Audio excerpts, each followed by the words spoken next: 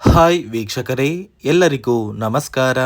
ನೋಡಿ ಸ್ನೇಹಿತರೆ, ಗೃಹಲಕ್ಷ್ಮಿ ಯೋಜನೆಯ ಪ್ರತಿಯೊಂದು ಫಲಾನುಭವಿಗಳಿಗೆ ಸರ್ಕಾರ ನಿಮ್ಮ ಬ್ಯಾಂಕ್ ಖಾತೆಗೆ 3 ತಿಂಗಳ 6,000 ಹಣನ ಜಮಾ ಮಾಡ್ತಾ ಇದ್ದು, ಪ್ರತಿಯೊಂದು ಫಲಾನುಭವಿಗಳಿಗೆ ನಾಳೆ ಸೋಮವಾರ ಜುಲೈ 21ರಂದು ಕರ್ನಾಟಕದ 25 ಜಿಲ್ಲೆಗಳ ಪ್ರತಿಯೊಂದು ಫಲಾನುಭವಿಗಳಿಗೆ 3 ತಿಂಗಳ 6,000 ಹಣ 2 ಹಂತಗಳಲ್ಲಿ ಜಮಾ ಆಗ್ತಾ ಇದೆ.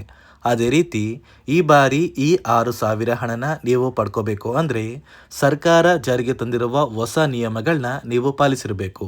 ಹಾಗಾದರೆ ಮಾತ್ರ ನಿಮ್ಮ ಬ್ಯಾಂಕ್ ಖಾತೆಗೆ ಹಣ ಜಮಾ ಆಗೋದು. ಬನ್ನಿ ಸ್ನೇಹಿತರೆ, ಸರ್ಕಾರದಿಂದ ಬಂದಿರುವಂತಹ ಒಂದು ಮಾಹಿತಿ ಏನು ಅಂತ ತಿಳ್ಕೊಳ್ಳೋಣ.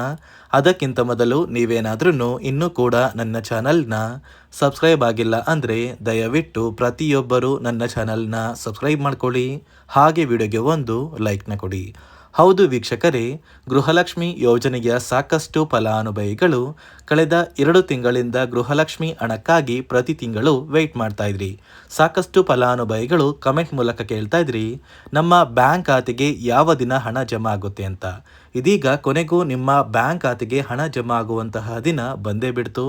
ನೋಡಿ ಸ್ನೇಹಿತರೆ, ಜುಲೈ 21 ಸೋಮವಾರದಿಂದ ಸರ್ಕಾರ ಗೃಹಲಕ್ಷ್ಮಿ ಯೋಜನೆಯ 3 ತಿಂಗಳ 6,000 ಹಣ ಅಂದರೆ 20ನೇ ಕಂತಿನ ಹಣ, 21ನೇ ಕಂತಿನ ಹಣ ಹಾಗೂ 22ನೇ ಕಂತಿನ ಹಣ, ಈ 3 ತಿಂಗಳ 6,000 ಹಣನ ಕರ್ನಾಟಕದ 25 ಜಿಲ್ಲೆಗಳ ಪ್ರತಿಯೊಂದು ಫಲಾನುಭವಿಗಳಿಗೆ ಸರ್ಕಾರ 2 ಹಂತಗಳಲ್ಲಿ 6,000 ಹಣನ ಜಮಾ ಮಾಡ್ತಾ ಇದೆ.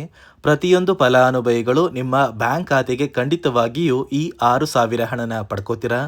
ಯಾಕಂದರೆ ಇನ್ನು ಉಳಿದಿರುವಂತಹ 10 ದಿನಗಳಲ್ಲಿ ಆಗಸ್ಟ್ ತಿಂಗಳು ಕೂಡ ಬರುತ್ತೆ. ಈ ಆಗಸ್ಟ್ ತಿಂಗಳು ಬರುವಷ್ಟರಲ್ಲಿ ಗೃಹಲಕ್ಷ್ಮಿ ಯೋಜನೆಯ ಪ್ರತಿಯೊಂದು ಫಲಾನುಭವಿಗಳಿಗೆ ಸರ್ಕಾರ ಒಟ್ಟು 22 ಅಥವಾ 23 ಕಂತಿನ ಹಣನ ಜಮಾ ಮಾಡಬೇಕು ಅಂತ ಸರ್ಕಾರದಿಂದ ಹಣಕಾಸು ಇಲಾಖೆಗೆ ಮುಖ್ಯವಾದ ಮಾಹಿತಿನ ಕೊಟ್ಟಿದ್ದು, ಸೋಮವಾರ ಜುಲೈ 21ರಿಂದ ಪ್ರತಿಯೊಂದು ಫಲಾನುಭವಿಗಳಿಗೂ ಈ 3 ತಿಂಗಳ 6,000 ಹಣ ಜಮಾ ಆಗ್ತಾ ಇದೆ. ಅದೇ ರೀತಿ ನೋಡಿ ಸ್ನೇಹಿತರೆ, ಈ ಬಾರಿ ಗೃಹಲಕ್ಷ್ಮಿ ಯೋಜನೆಯ ಈ 3 ತಿಂಗಳ 6,000 ಹಣನ ಸರ್ಕಾರ ಕೆಲವೊಂದು ನಿಯಮಗಳ ಆಧಾರದ ಮೇಲೆ ಪ್ರತಿಯೊಂದು ಫಲಾನುಭವಿಗಳಿಗೆ ಜಮಾ ಮಾಡ್ತಾ ಇದೆ.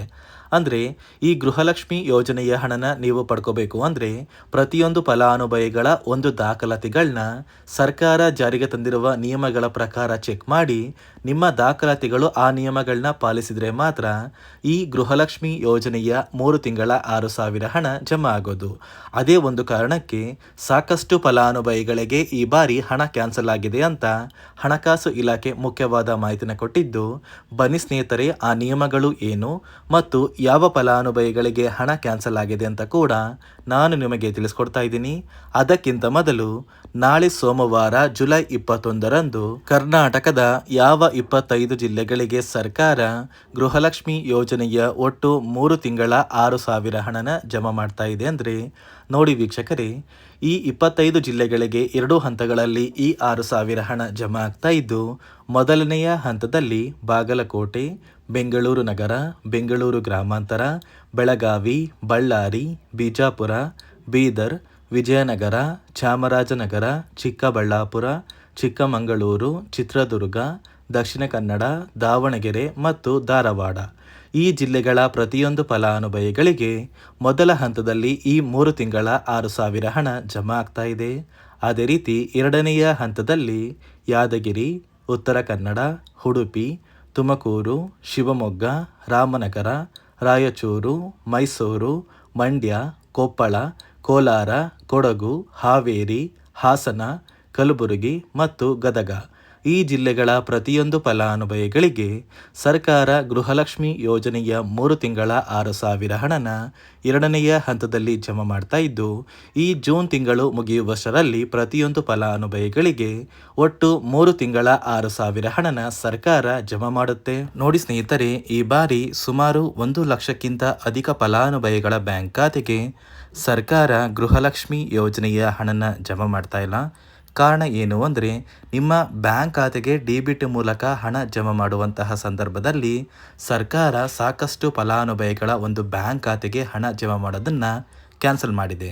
ಯಾಕಂದರೆ ಇತ್ತೀಚೆಗೆ ಹಣಕಾಸು ಇಲಾಖೆ ಜಾರಿಗೆ ತಂದಿರುವ 5 ನಿಯಮಗಳ ಆಧಾರದ ಮೇಲೆ ಪ್ರತಿಯೊಂದು ಫಲಾನುಭವಿಗಳಿಗೆ ಸರ್ಕಾರ ಈ ಒಂದು ಹಣನ ಜಮಾ ಮಾಡ್ತಾ ಇದ್ದು, ಯಾರೆಲ್ಲ ಫಲಾನುಭವಿಗಳು ಈ ನಿಯಮಗಳನ್ನ ಪಾಲಿಸಿಲ್ಲ ನಿಮ್ಮ ಬ್ಯಾಂಕ್ ಖಾತೆಗೂ ಕೂಡ ಹಣ ಜಮಾ ಆಗೋದಿಲ್ಲ.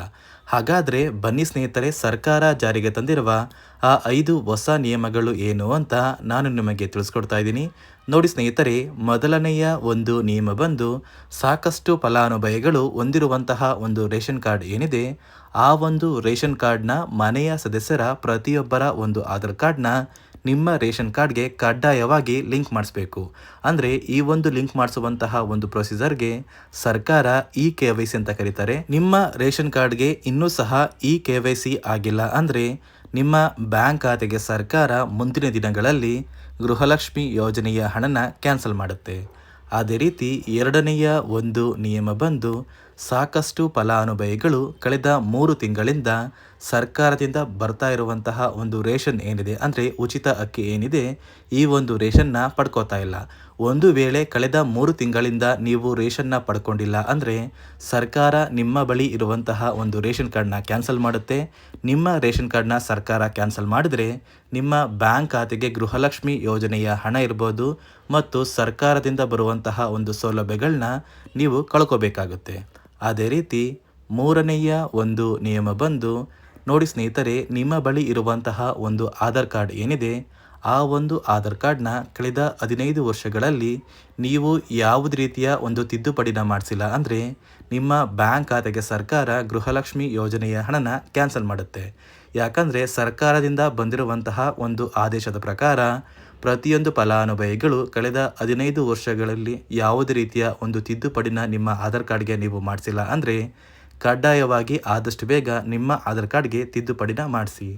ಅದೇ ರೀತಿ ನಾಲ್ಕನೆಯ ಒಂದು ನಿಯಮ ಬಂದು, ನಿಮ್ಮ ಕುಟುಂಬದ ಒಂದು ವಾರ್ಷಿಕ ಆದಾಯ 7 ಲಕ್ಷಕ್ಕಿಂತ ಕಡಿಮೆ ಇರಬೇಕು. ಒಂದು ವೇಳೆ ನಿಮ್ಮ ಕುಟುಂಬದ ವಾರ್ಷಿಕ ಆದಾಯ 7 ಲಕ್ಷಕ್ಕಿಂತ ಜಾಸ್ತಿ ಇದ್ದರೆ ನಿಮ್ಮ ಬ್ಯಾಂಕ್ ಖಾತೆಗೆ ಸರ್ಕಾರ ಗೃಹಲಕ್ಷ್ಮಿ ಯೋಜನೆಯ ಹಣನ ಕ್ಯಾನ್ಸಲ್ ಮಾಡುತ್ತೆ.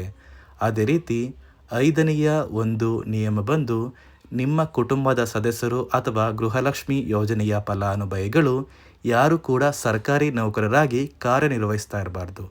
ಒಂದು ವೇಳೆ ನಿಮ್ಮ ಕುಟುಂಬದಲ್ಲಿ ಯಾರೇ ಆಗಿದ್ರೂ ಸರ್ಕಾರಿ ನೌಕರರಾಗಿ ಕಾರ್ಯನಿರ್ವಹಿಸ್ತಾ ಇದ್ದರೆ ನಿಮ್ಮ ಬ್ಯಾಂಕ್ ಖಾತೆಗೆ ಗೃಹಲಕ್ಷ್ಮಿ ಯೋಜನೆಯ ಹಣ ಕ್ಯಾನ್ಸಲ್ ಆಗುತ್ತೆ. ಈ 5 ನಿಯಮಗಳ ಆಧಾರದ ಮೇಲೆ ಪ್ರತಿಯೊಂದು ಫಲಾನುಭವಿಗಳಿಗೆ ಸರ್ಕಾರ ಹಣ ಜಮಾ ಮಾಡ್ತಾ ಇದೆ.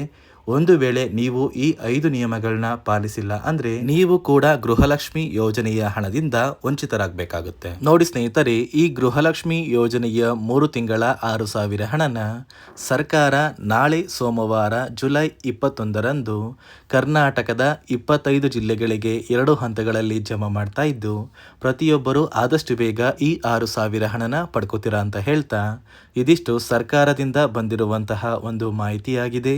ನಾನು ಕೊಟ್ಟಿರುವಂತಹ ಮಾಹಿತಿ ನಿಮಗೆ ಇಷ್ಟ ಆಗಿದ್ದಲ್ಲಿ ದಯವಿಟ್ಟು ಪ್ರತಿಯೊಬ್ಬರು ನನ್ನ ಚಾನಲ್ನ ಸಬ್ಸ್ಕ್ರೈಬ್ ಮಾಡ್ಕೊಳ್ಳಿ, ಹಾಗೆ ವಿಡಿಯೋಗೆ ಒಂದು ಲೈಕ್ನ ಕೊಡಿ.